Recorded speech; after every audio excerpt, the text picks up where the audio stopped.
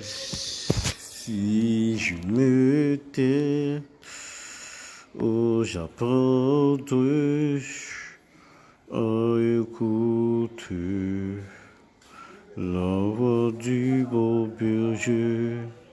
Quand je l'entends, oh oui je comprends qu'il a payé pour liberté. Quand je t'ouvre mon cœur, je te vois, Seigneur. Quand je t'ouvre mon cœur, je t'entends me parler. Et ta loi dans mon cœur toujours demeure. Et ta vie à chacun. Inviter.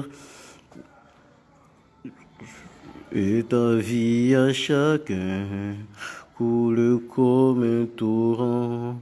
Quand je t'ouvre mon cœur, je te vois, Seigneur. Quand je t'ouvre mon cœur, je t'entends me parler.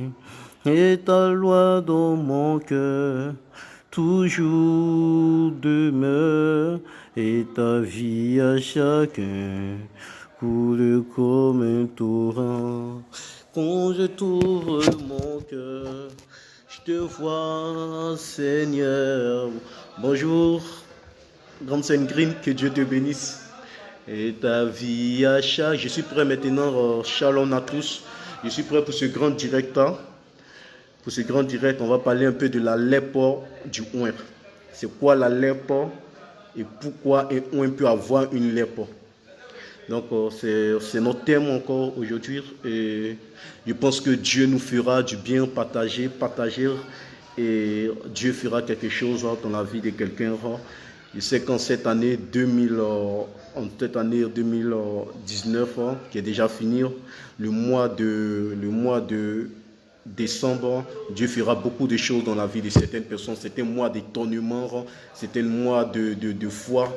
Et ce que Dieu demande simplement, ça sera vraiment la foi. Je vais prier pour le message avant de rentrer dans le but du sujet.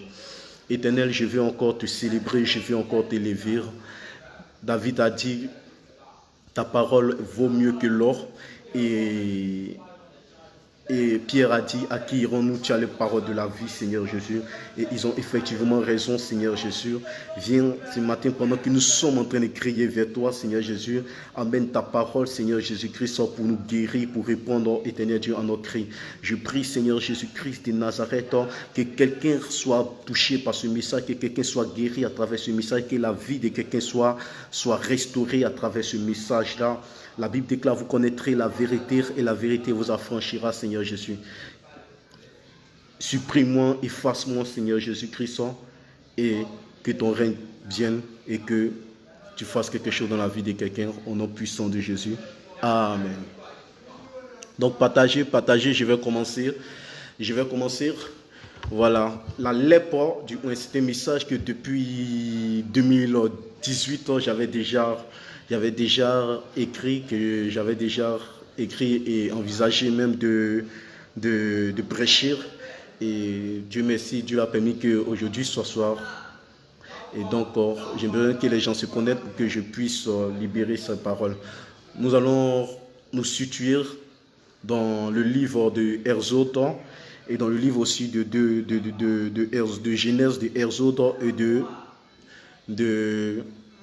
Deux Rois. Et je vais commencer d'abord dans le livre de Genèse.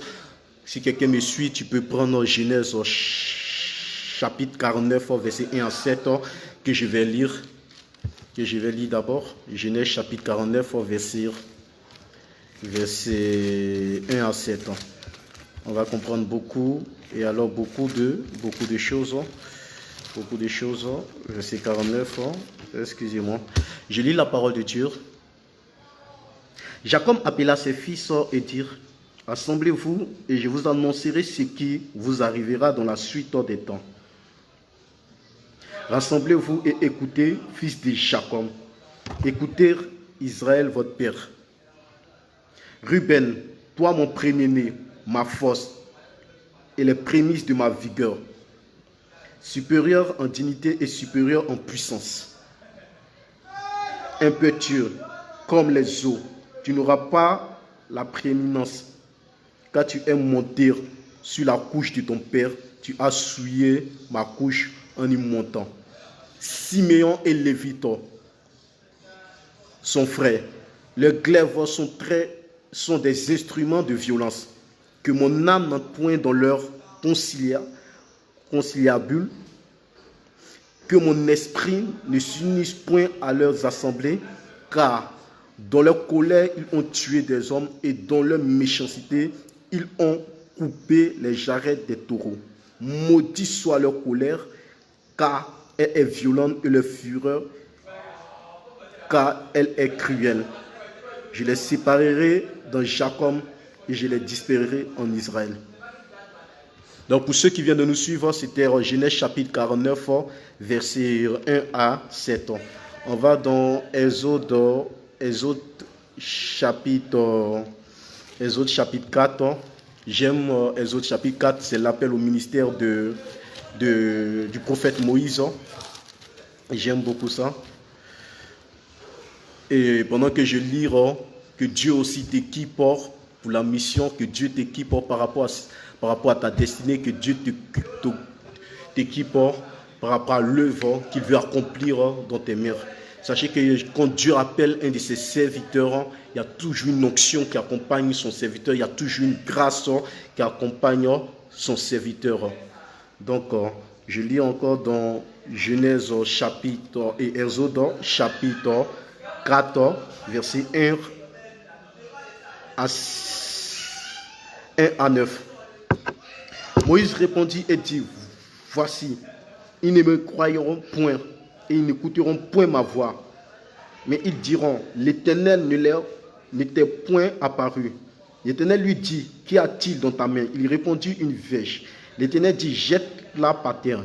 Et il la jeta par terre, et elle devint un serpent. Moïse fuya devant lui. L'Éternel dit à Moïse, étends ta main et saisis-le par la queue.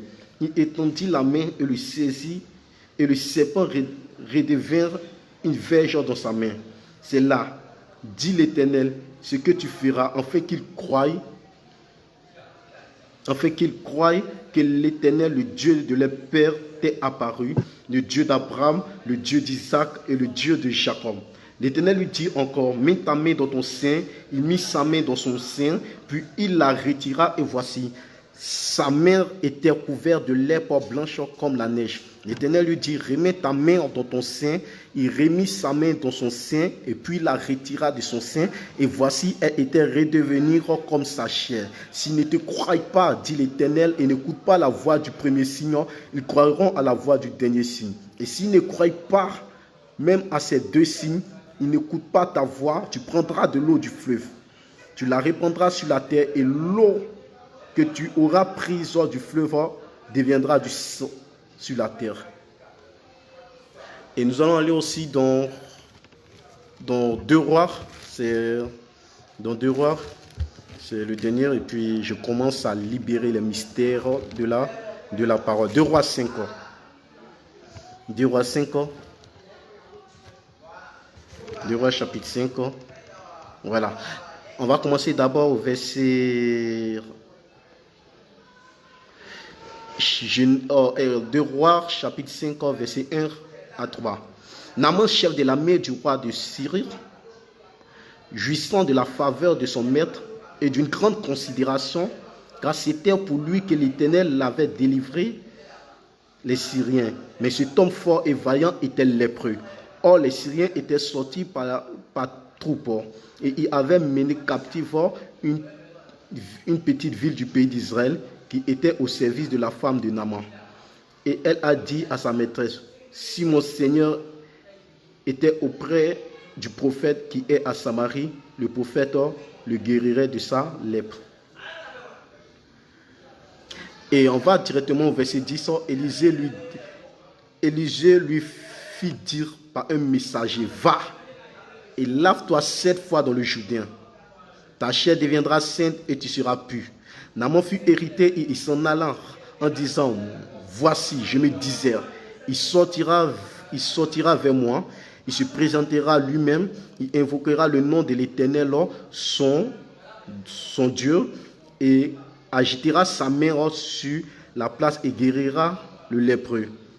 Les fleuves de Damas, la Bana et le Pakpa, ne valent-ils pas mieux que tous les eaux d'Israël? Ne pourrais-je pas m'y laver et devenir pur? Et ils s'en retournèrent et partirent avec fureur. Mais ses serviteurs s'approchèrent pour lui parler et lui dirent: mon père, si le prophète avait demandé quelque chose de difficile, ne l'aurais-tu pas faire? Combien plus dois-tu faire ce qu'il t'a dit? Lave-toi et tu seras pur. Il descendit alors et se plongea 7 fois dans le Jourdain selon la parole de l'homme de Dieu, et sa chair redevint comme la chair d'un jeune enfant, et il fut guéri. Amen. C'est pourquoi je prophétise la guérison dans ta vie au nom puissant de Jésus-Christ de Nazareth. Bon, mon message, c'est la lèpre du oint pour ceux qui viennent de nous prendre en marche.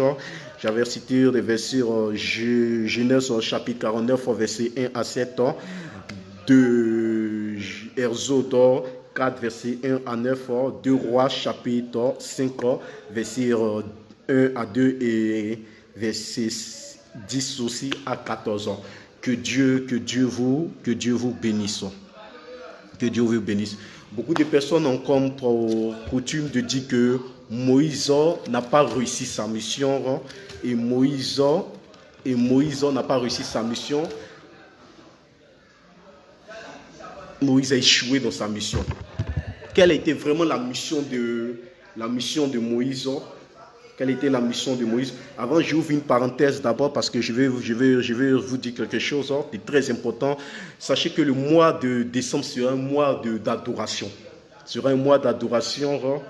Voilà, quels que soient les combats que tu vis, quelles que soient les difficultés que tu vis, ce mois de décembre sera un mois d'adoration.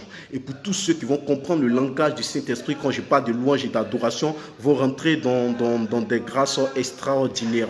Depuis janvier 2019, tu es en train de prier pour ta guérison. Depuis janvier 2020 et depuis janvier 2019, tu es en train de prier pour que Dieu change ta situation. Depuis janvier 2019, tu es en train de prier pour que Dieu restaure ta vie. Tu es en train de prier pour que Dieu combatte tes ennemis.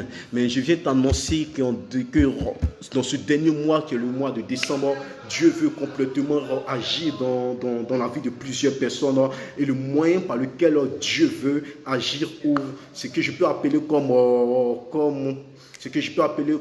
prix à payer pour attirer la faveur de Dieu dans ce mois de décembre, c'est un mois d'adoration. Bien-aimé, tu as parlé à Dieu. Il y a longtemps, tu as passé 24 heures dans la prière. Il y a longtemps, tu as fait des jeûnes de 40 jours, de 7 jours, de 21 jours. Et tu n'as pas encore reçu les ossements. Tiens-toi bien parce que j'ai un secret à te donner. Commence à adorer Dieu. Que ce mois de décembre, passe ton temps à adorer. Dis au Seigneur Jésus qu'il est merveilleux, qu'il est tout puissant. Regarde, la Bible nous parle de la doxologie de Moïse. Après que Dieu les a fait traverser après que Dieu les a fait traverser la mer Rouge, ils ont commencé à faire une doxologie. La Bible nous parle aussi de la doxologie de Anne. Lorsqu'elle a eu à faire un enfant, le prophète Samuel, elle a commencé à adorer Dieu. Elle a dit: tu es celui qui retire le pauvre de la poussière, qui le met à la table des rois. Elle a commencé à élever Dieu. Dans ce mois de décembre, le secret, ce sera l'adoration et la louange. Bien-aimé, pendant que tu traverses cette situation difficile, on commence à dire à Dieu qu'il est merveilleux. Commence à dire à Dieu qu'il est Jéhovah Rapha, le Dieu de la guérison. Commence à dire à Jéhovah qu'il est Jéhovah Salon, le Dieu de la paix. En fait, que la paix puisse venir dans ton foyer. Ce mois sera un mois de louange. Regardez, dans les plus grands défis, quand on parlait de la montagne, quand on parlait de la muraille de Chérico, il n'y a que la louange et l'adoration qui a permis au peuple d'Israël de confondre cette nation. Lorsque Paul et Silas étaient entrés en prison, il n'y a que la louange et l'adoration qui a permis la chose. Si le diable avait de la grâce, si le diable avait une grâce, avait de l'honneur au ciel, quand il était là, c'est à cause du ministère de la louange et de l'adoration. C'est pourquoi ce mois de novembre, ce mois de décembre, au moins sera un mois de louange et d'adoration. Donc, on commence à adorer Dieu, commence à dire Jéhovah est son nom, commence à dire Jéhovah Jireh, Jéhovah Rapha, le Dieu qui guérit, le Dieu de la résurrection. Regardez quelque chose qui n'aime pas Atalakou. Je vais vous dire que la personne qui aime le plus Atalakou, qu'on chante son nom, c'est le Seigneur Jésus-Christ de Nazareth. Si on peut chanter le nom d'un homme, d'un humain, d'un mortel, et il s'élève pour faire des offrandes, il s'élève pour travailler, pour distribuer de l'argent, à plus forte raison, votre Père qui est dans les cieux. À plus forte raison, votre Père qui est dans les cieux, dira Sylvie, bonjour, que Dieu te bénisse. À plus forte raison que Dieu qui est dans le ciel. Vous savez, Dieu aime la louange, Dieu aime l'adoration. Donc c'était une parenthèse pour vous dire ce que Dieu attend de vous dans le mois de décembre, pour vous étonner, pour vous éparter, pour vous changer de dimension dans les grâces. Voilà, donc je reviens à mon message. La lèpre du oin. Plusieurs personnes disent que Moïse n'a pas réussi sa mission. Mais quelle était la mission de Moïse réellement? Nous allons rentrer dans le livre de Exode, chapitre 3, verset 7. Quand nous rentrons dans le livre de Exode, chapitre 3, verset 7, il est écrit, l'Éternel dit, j'ai vu la souffrance de mon peuple qui est en Égypte et j'ai entendu les cris qui lui font pousser ses oppresseurs. Car je connais ses douleurs. Je suis descendu pour le délivrer de la main des Égyptiens et pour le faire monter dans ce pays, dans un bon et un vaste pays, dans un pays où coule le lait et le miel, dans les lieux qu'habitent les Cananéens, les Hétiens, les Amoréens, les Phérésiens, les Héviens et les Égyptiens. Voici les cris d'Israël sont venus jusqu'à moi et j'ai vu la souffrance que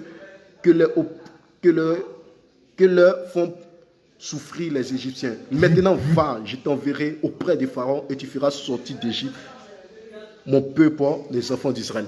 Donc Dieu avait deux missions, Dieu avait deux objectifs dans la vie du peuple d'Israël. Le premier objectif, c'était de les faire sortir, de l'Égypte. Et le deuxième objectif de Dieu, c'était encore, bonjour Olga, que Dieu te bénisse. Donc le deuxième objectif de Dieu, c'était encore d'envoyer le peuple d'Israël à Canaan. Donc Dieu avait deux objectifs à atteindre. Et les gens disent, et plusieurs prédications disent que la mission de Moïse était, dans un premier temps, de délivrer le peuple d'Israël et dans un deuxième temps, de les mettre à Canaan. C'est faux. C'était l'objectif de Dieu, mais ce n'était pas la mission de Moïse. La mission de Moïse se trouve dans le verset 10. Maintenant va, je t'enverrai auprès de Pharaon et tu feras sortir d'Égypte mon peuple, les enfants d'Israël. Donc la mission de Moïse était de faire sortir le peuple d'Israël en Égypte. Et il a réussi sa mission. Maintenant, le problème c'est que Dieu n'a pas voulu que Moïse ne rentre pas en Canaan. Non, mais il y a quelque chose qui a empêché Moïse d'entrer à Canaan. Sinon que Moïse a réussi pleinement sa mission.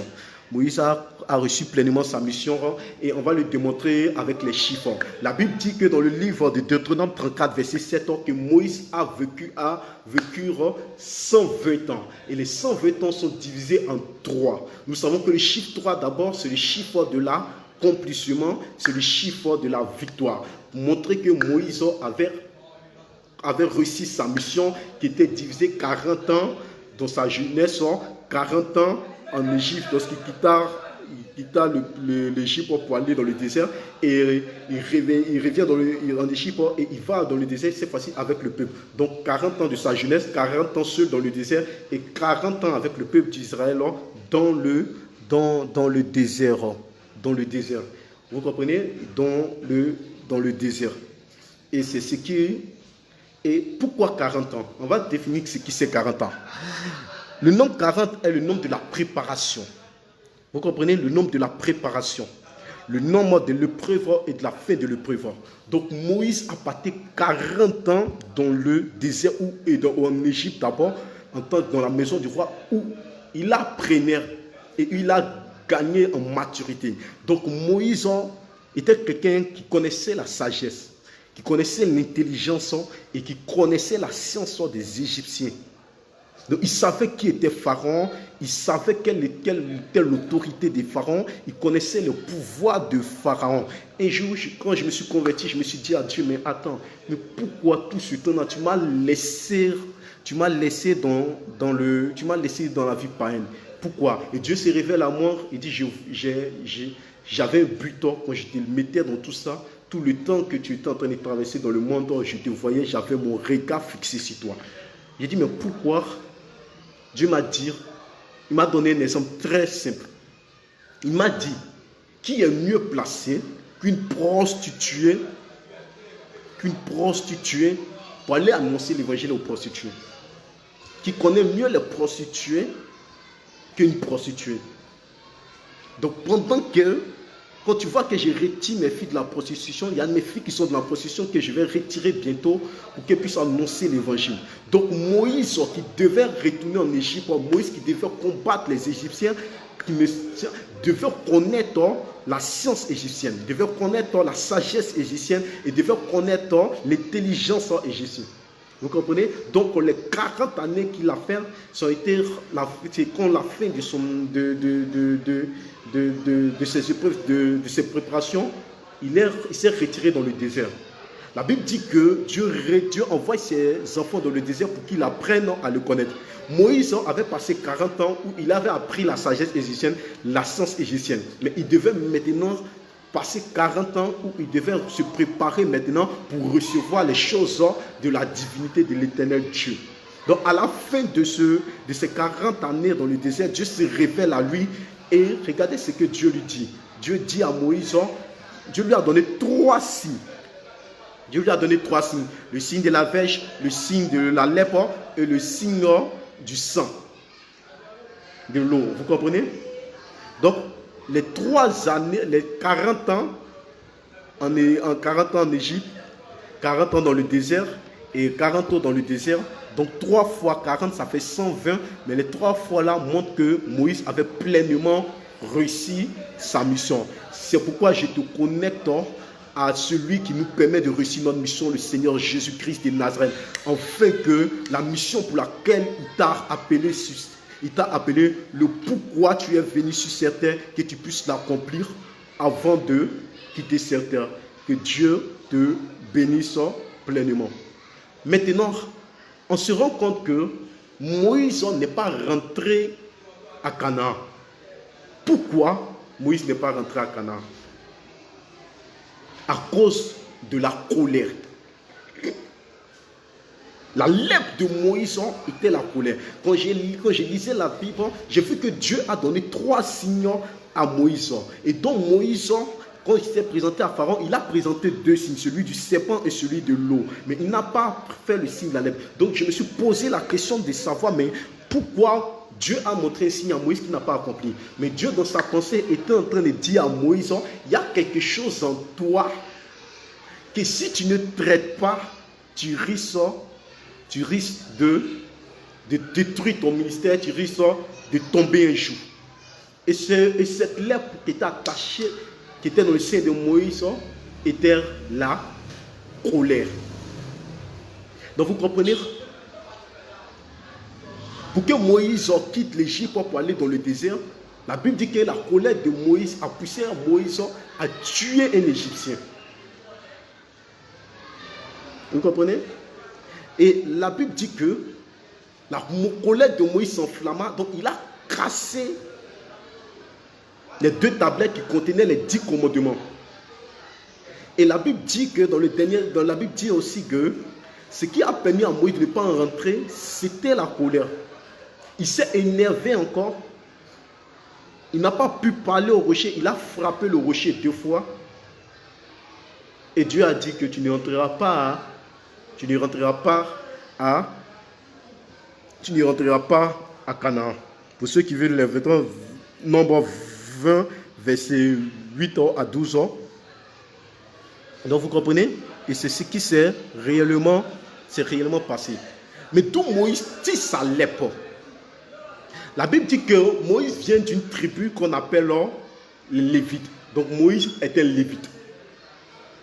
Mais on comprend que lorsque le patriarche Jacob a appelé ses 12 enfants qui sont symboles des 12 tribus, lorsqu'il était en train de prophétiser sur eux, lorsqu'il est arrivé sur la tribu des Lévites, il a commencé à parler de leur colère. Il dit, je maudis votre colère. Donc Moïse venait d'une tribu où le lèpre était la colère. Et toi qui m'écoutes aujourd'hui, commence à regarder dans ta vie. Je ne sais pas ce qui c'est ta lèpre. La lèpre, ce n'est pas forcément le péché. La lèpre peut être aussi des gens qui sont trop gentils. Excès de gentillesse. Des gens qui font confiance à tout le monde. Ça peut être les lèpres. Ça peut être les lèpres.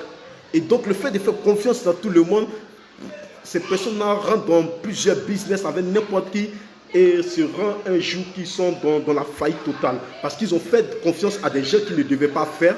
Pourquoi? Parce que dans les gènes, parce que dans les racines, parce que dans les seins était caché un degré de confiance. Et à certaines personnes, c'est l'argent. Pour certaines personnes, c'est de l'argent. C'est de l'argent. Donc dès maintenant, quand vous comprenez, il y a certains hommes de Dieu qui ont l'onction, qui connaissent les mystères de la Bible, qui peuvent même prêcher à des chiens vont se convertir, qui peuvent même ressusciter des poissons.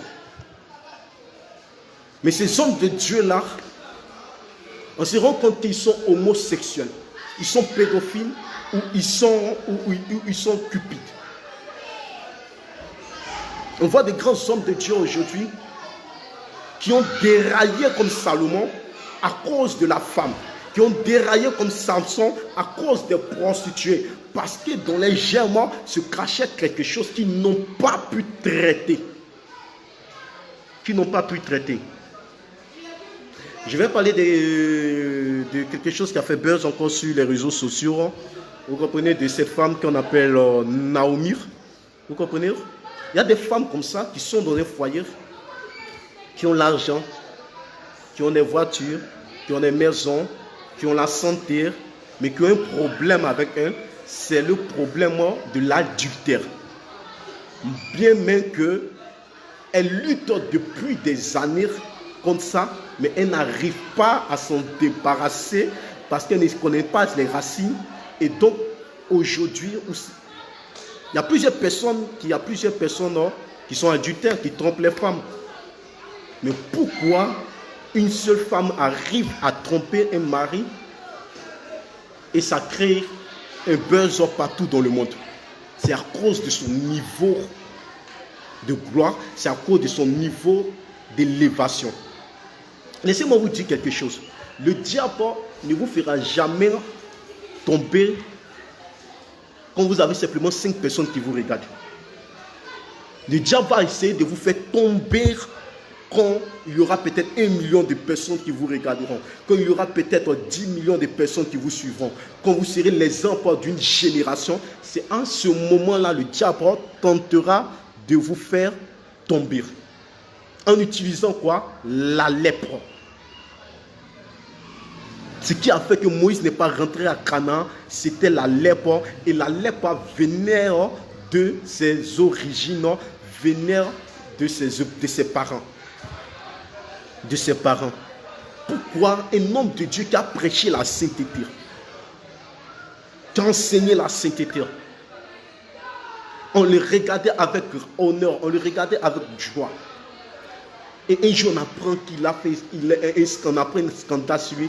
Il a violé une petite fille de lui. Comment on peut expliquer ça? Comment on peut expliquer qu'une femme qui a tout peut permettre de tromper son mari avec quelqu'un qui n'a rien, qui est inférieur sur le plan social, sur le plan physique, sur le plan financier que son mari? C'est parce que ces personnes-là tiennent des liens tiennent des liens sur, et ces liens-là ont pour but de leur faire tomber. C'est pourquoi Dieu a montré la lèpre de Moïse. Mais Moïse n'a pas qu'on appelle compris le message de Dieu. Moïse n'a pas traité sa lèpre. Toi qui me suis et qui n'est pas encore arrivé à cette dimension où les gens, où plusieurs personnes te regarderont, où des millions de personnes te suivront, je vais te donner un conseil. Il est temps que tu traites ta lèpre. Si ta lèpre c'est la colère, il est temps que tu la traites maintenant pour ne pas que demain tu puisses tomber. Si ta lèpre c'est l'impudicité, il est temps que tu traites l'impudicité aujourd'hui pour ne pas que demain l'impudicité peut créer un désastre dans ton ministère ou dans ta vie. Si ta lèpre c'est la paresse, traite durement la paresse maintenant pour ne pas que demain tu puisses te retrouver dans une dimension de misère et de pauvreté et tu vas accuser Dieu que Dieu ne bénit pas. La Bible dit que Dieu n'aime pas les paresseux. Il y a des gens qui sont paresseux comme ça, c'est de leur nature. Et bien qu'ils ont accepté Jésus-Christ de Nazareth, ils n'ont pas traité cette nature-là. Il y a des gens, c'est de l'argent. Il y a des gens, c'est les soifs de célébrité. Ils sont prêts à tout pour être célèbres. Même associer même le fétiche au christianisme pour pouvoir avancer dans la vie à cause de la célébrité. Il y a d'autres, c'est l'infidélité. Il y a plusieurs lèpres. Il y a plusieurs lèpres. Mais je vais vous donner le secret de la lèpre. Comment guérir la lèpre. Et on va voir ça avec un amant. Pour pouvoir guérir la lèpre, le premier conseil, c'est de savoir que c'est Jésus-Christ de Nazareth seul qui est habilité, qui a la capacité pour rendre ta lèpre pure. Pour rendre ta lèpre pure. Et pour tous ceux qui m'écoutent, en ma qualité de prophète de l'Éternel, je déclare que toute lèpre crachée dans votre sein, qui n'a pas été encore dévoilée, soit détruite par la puissance de Dieu. Il y a des gens qui ont commencé le ministère. Ils avaient des penchants pour les enfants. Ils avaient des penchants pour le même sexe. Et ils ont lutté avec ça, mais ils ont vu qu'ils ne pouvaient plus lutter avec ça. Donc ils ont accepté cela. Et aujourd'hui, malgré qu'ils prêchent, quand ils finissent de prêcher, ils sont à coucher avec les enfants. Quand ils finissent de prêcher, ils sont à faire ceci. Quand ils finissent de faire ceci, ils sont à faire toutes ces fautes-là. Vous comprenez? Ce n'est pas qu'il a quitté le trône de Dieu. Ce n'est pas qu'il c'est un mauvais serviteur de Dieu, mais c'est qu'il a une lèpre qui le dérange, il y a une lèpre qui le fatigue et il a peur d'en parler. Il ne sait pas à qui il va en parler. Pourquoi? Parce qu'aujourd'hui, le monde est devenu cruel, méchant. Et pour avoir des brebis, pour avoir des dîmes, les gens sont prêts à combattre eux-mêmes leurs collègues. Et c'est triste.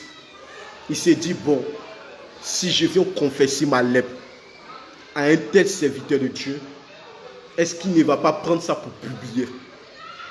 Est-ce qu'il ne va pas prendre ça pour faire ceci? Je vais parler à ces personnes-là. Non, on me voit tellement grand. On me respecte trop à l'église. Si je viens leur dire que je me masturbe, qu'est-ce qu'ils vont penser de moi?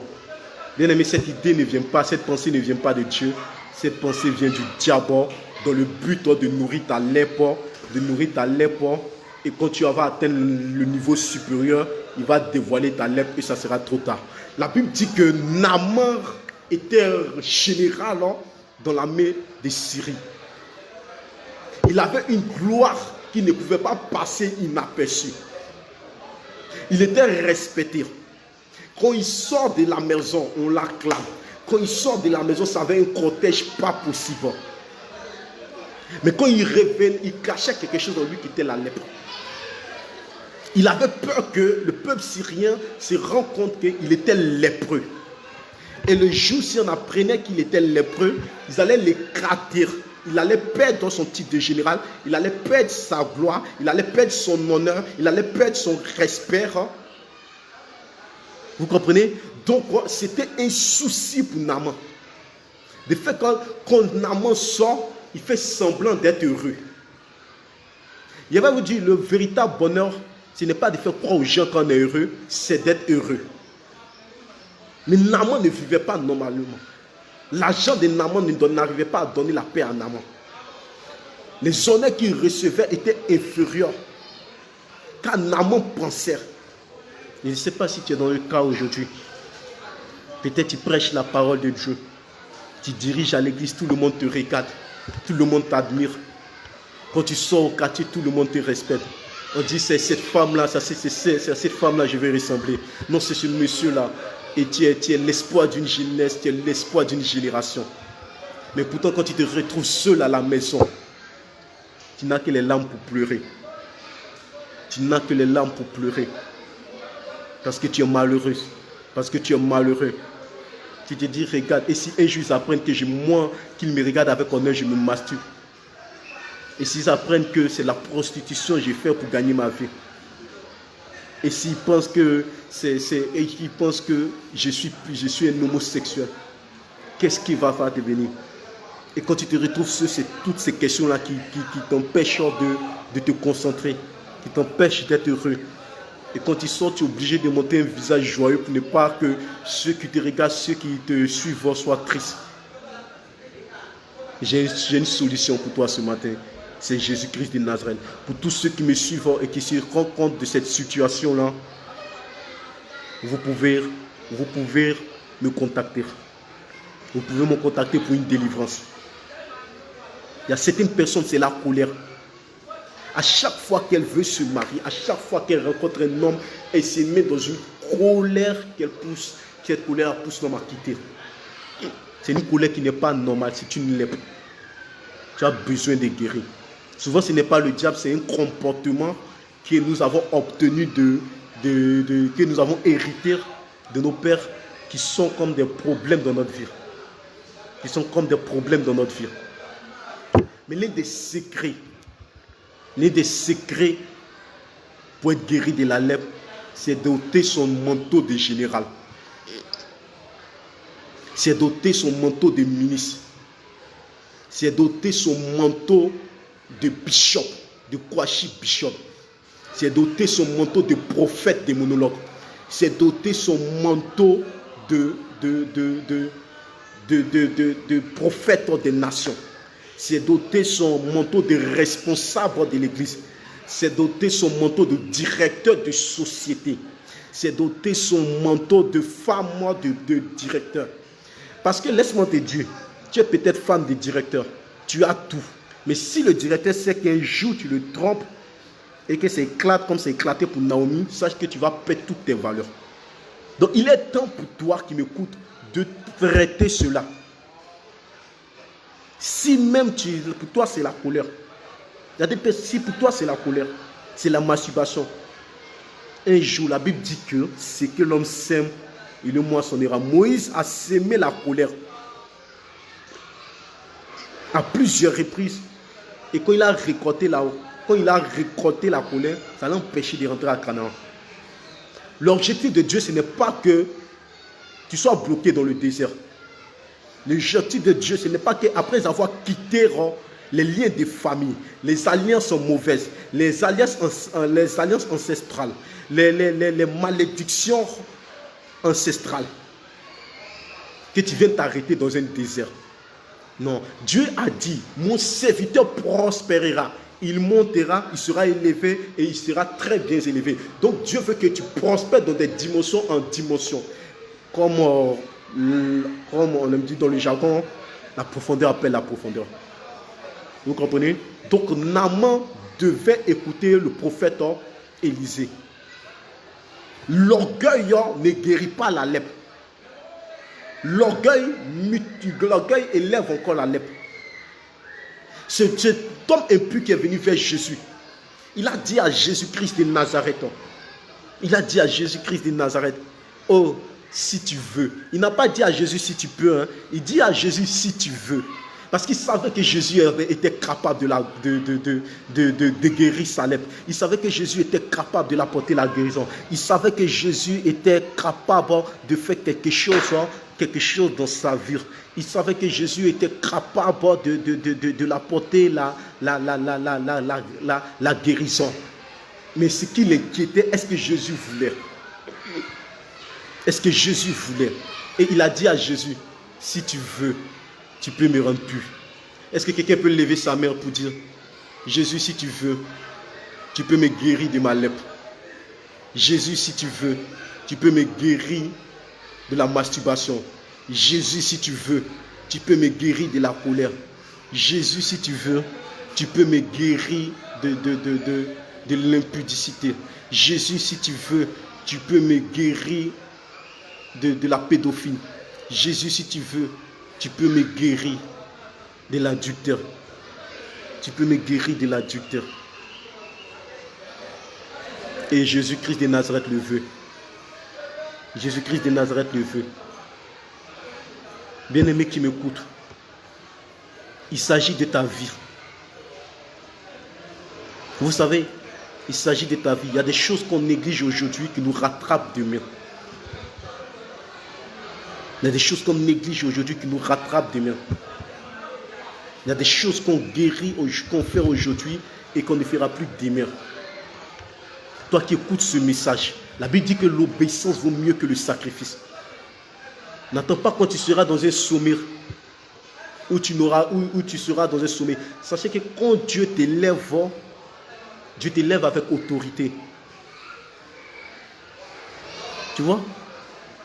Et c'est un peu le problème que tu vois, qui est un peu le problème que traversent beaucoup de personnalités, tant dans le domaine politique, dans le domaine spirituel et dans le domaine... On se rend compte qu'on voit, on voit même souvent des hommes de Dieu qui font des scandales de viol, des prêtres qui font des scandales de viol, des personnalités qui font des scandales et scandales et scandales, même des gens qui sont des artistes qui font des scandales dans leur vie. C'est parce qu'ils n'ont pas traité cela. Ils n'ont pas traité. Vous savez, si aujourd'hui tu négliges, demain tu vas payer des prix grands. Il est mieux pour toi qu'aujourd'hui tu traites ta lèpre. Je vous ai dit que pour guérir la lèpre, il faut être humble. Il faut être très humble. Naaman devait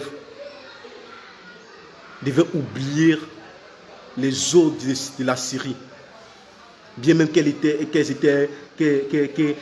propres, qu'elles étaient magnifiques, il devait oublier ces eaux-là et décider d'enlever son manteau et de plonger 7 fois dans le Jourdain.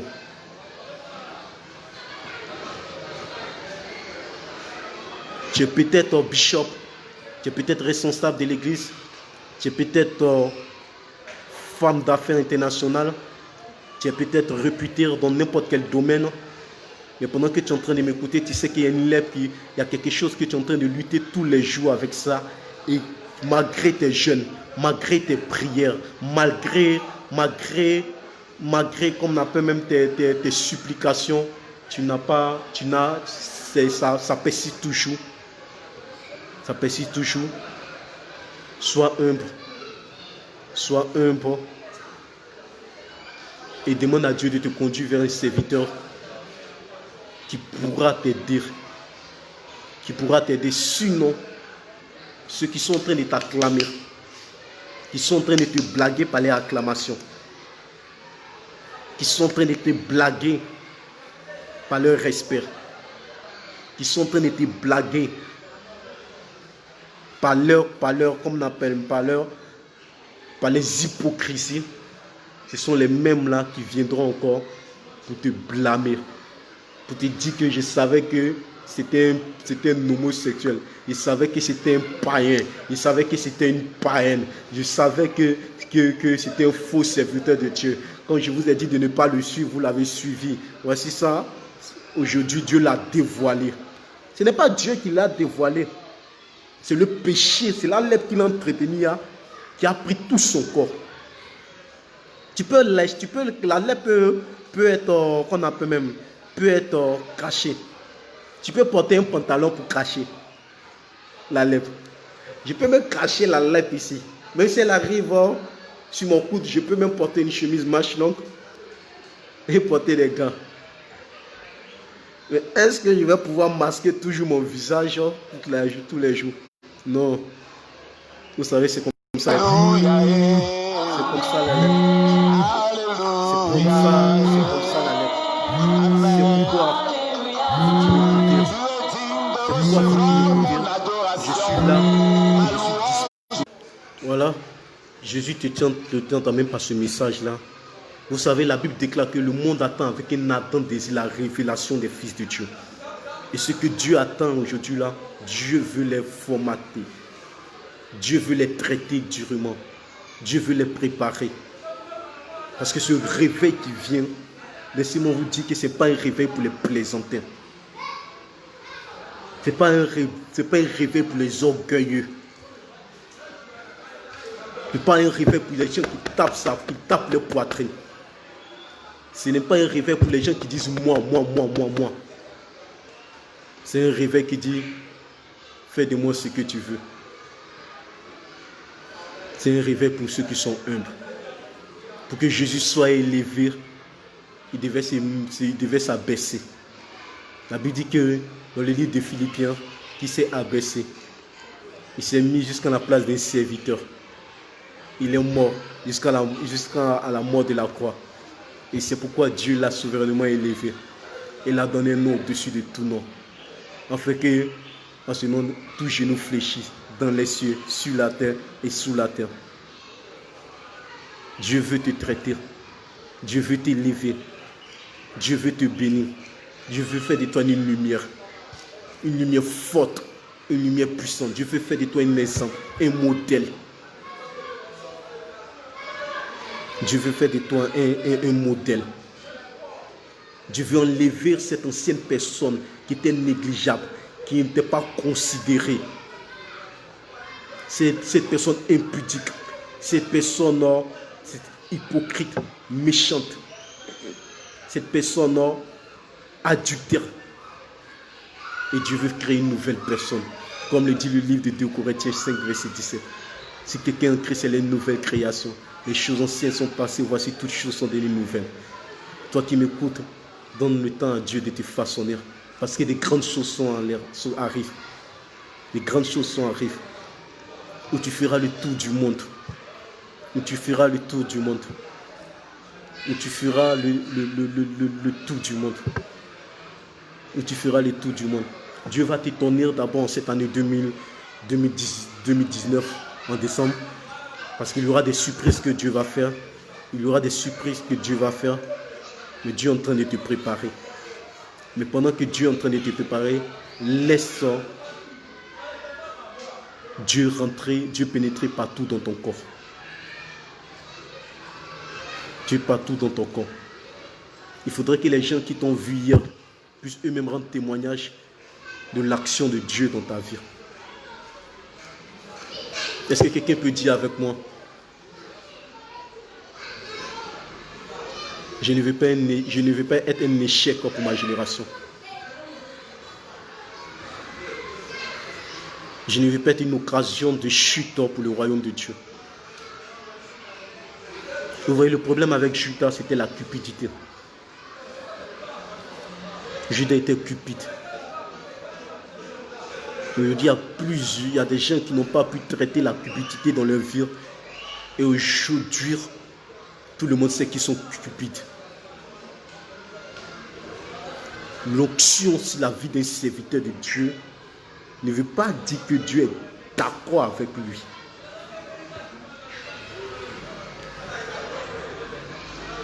Vous comprenez? Tu peux être service d'autres. Je vais être prophète des nations, Kwashi Bishop. Lorsqu'on nous mettra dans la balance de l'Éternel, tu seras plus élevé que moi. Parce que l'onction sur la vie d'un serviteur de Dieu ne veut pas dire que Dieu accepte tout ce qu'il fait. La Bible dit que Moïse a frappé le rocher 2 fois. L'eau est sortie. Malgré qu'il a péché contre Dieu, l'eau est sortie. Mais Dieu n'était pas d'accord avec ça. Donc l'onction peut marcher. Tu peux aller te taper des prostituées. Tu peux aller arnaquer les fidèles.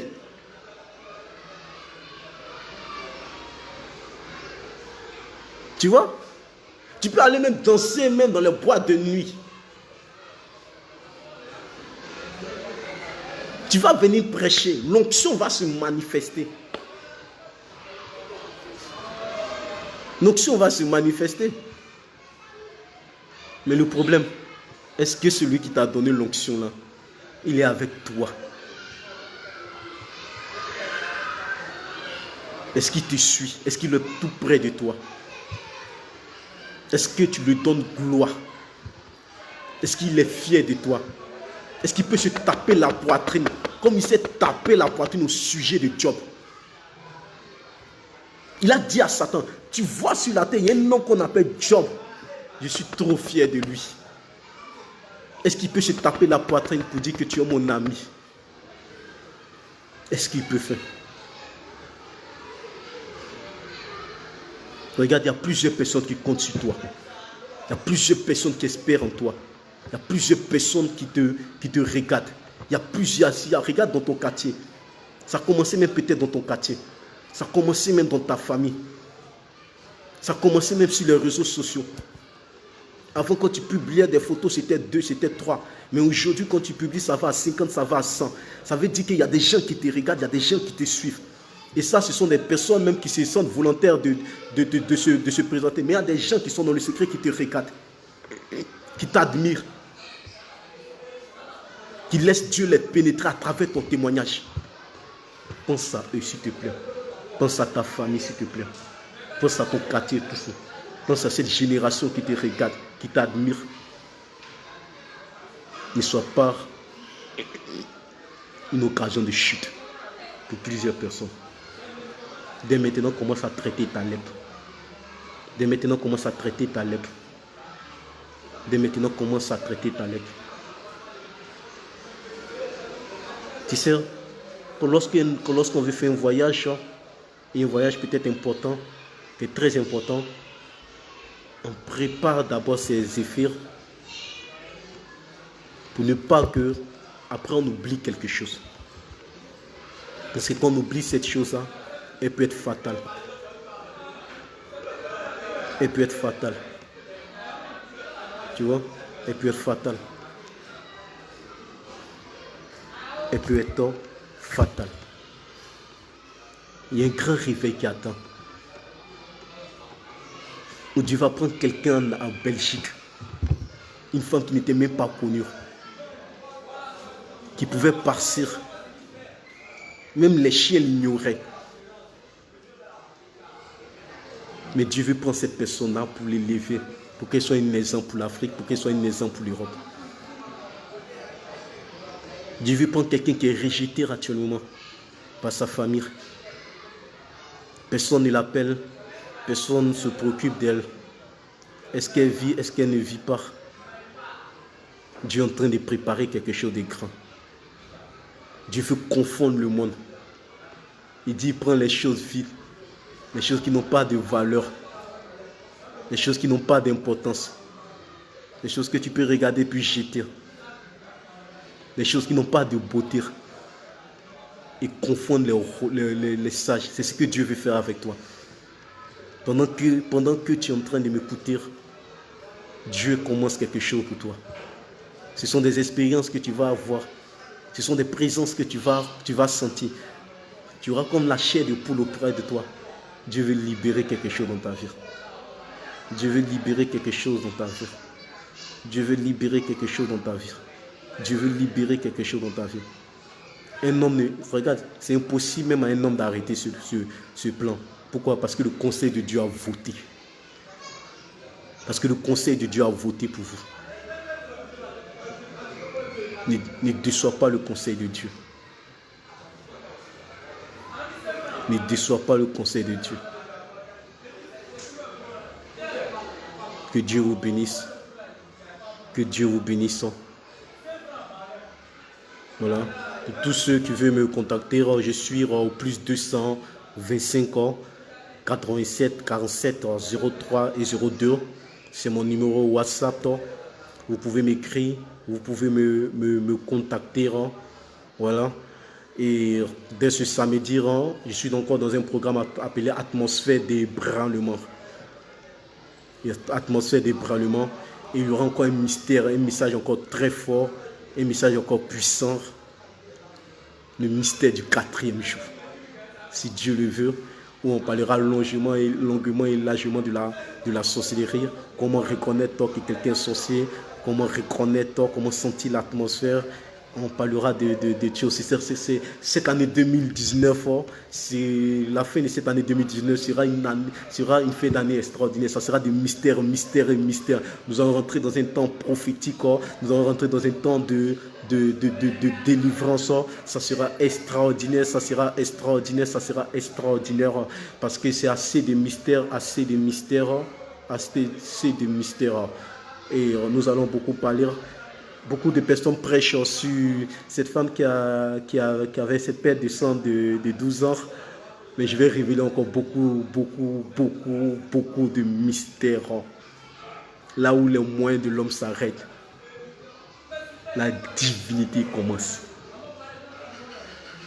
La divinité commence. Je vais aussi parler de la bénédiction.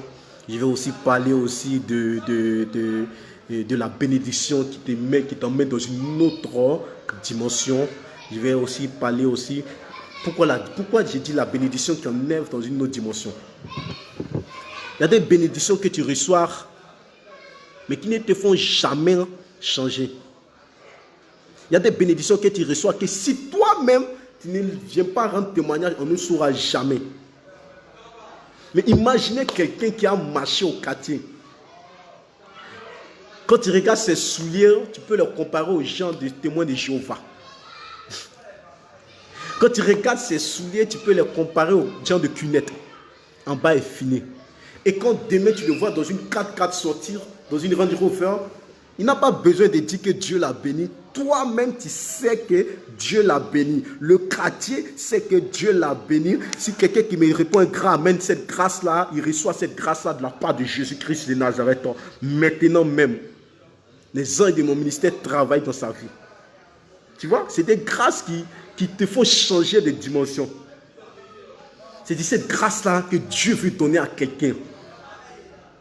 C'est cette grâce-là que Dieu veut libérer dans la vie de quelqu'un. On parlera des combats qui sont derrière la grâce.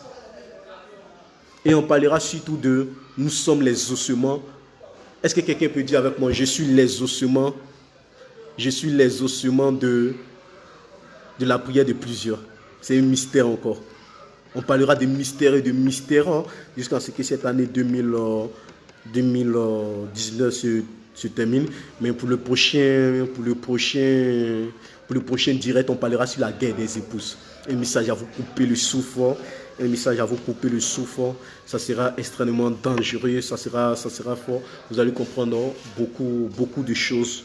Beaucoup de choses là-dedans. Partagez massivement. Partagez massivement. Partagez massivement. Pour toutes ces personnes qui vont partager, je prie que les anges de mon ministère commencent à travailler dans vos vies.